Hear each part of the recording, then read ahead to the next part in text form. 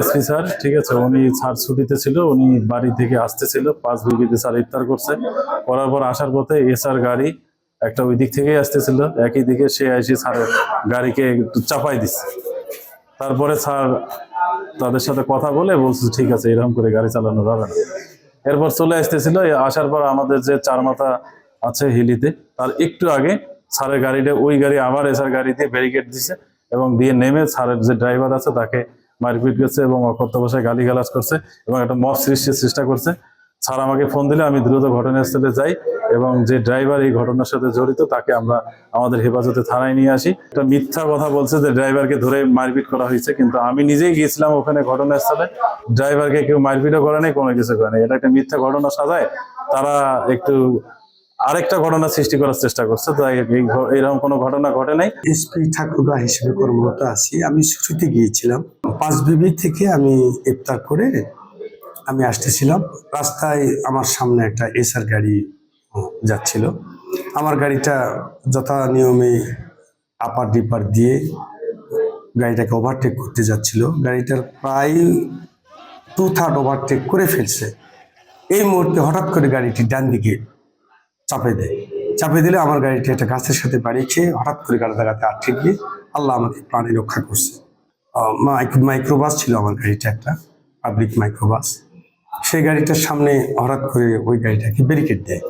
Barricade দিয়ে আমার driver এবং বডিগার্ড দুজনেই নেমে গাড়িতে উঠে। ওদের সাথে কি হয়েছে আমি ঠিক জানি না। নেমে দেখি গাড়িতে কোনো যাত্রী নাই, কেউ নাই। তা আমি ওই নামতেই আমার সুপারভাইজার আমাকে হাত জোর করে বলতেছিল যে স্যার এটা ভুল হয়ে গেছে। আমার আচ্ছা ঠিক আছে, অসুবিধা নেই, ড্রাইভার কই, ড্রাইভারকে ডাক দেন। তা আমি গিয়ে বললাম বাবা এদিকে আসো। ড্রাইভার আসলো, এসে আমি বলছি বাবা কি হয়েছে তোমার সাথে? সঙ্গে সঙ্গেই সে বলতেছে আমিও রাজনীতির লোক, আমি আপনারা এভাবে আমাকে মারধর করবে। তাই বললাম কি হয়েছে বলো না। চিল্লাচিল্লি শুরু করছে। তারপরে আমি তাকে বললাম যে তুমি রাজনীতির লোক, তাহলে তোমার মালিক কি তোমাকে এই কাজ করতে বলছে, যাকে তাকে তুমি রাস্তায় চাপা দিবা? এটা কি ঠিক করছো? এটা ঠিক করো নাই তো। তাই আমি বলে যাই, সুপারভাইজার যখন অনুরোধ করতেছিল, পরে আমি ঠিক আছে যাও, ওদেরকে গাড়ি ছেড়ে দিলাম। আমার গাড়ি আমার নিয়ে কাগজপত্র যা ছিল সব দিয়ে দিই, মিটমাট হয়ে গেছে, আমরা চলে আসতেছি আমাদের মতো, আমরা আসতেছি তারা মতো আসতেছি। হঠাৎ করে হিলি চৌরাস্তা এসে সে গাড়িটা পুরা রাস্তা ব্যারিকেড দিয়ে আমার গাড়িটাকে আটকায় দেয়।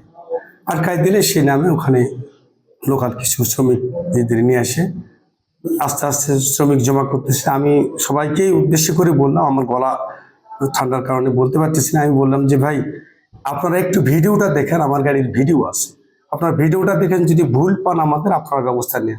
এভাবে আপনারা রাস্তায় করতে পারবেন, আপনারা চলেন থানায় চলেন, লোকাল একটা থানায় চলেন, আপনারা দেখবেন কোনো সমস্যা নাই।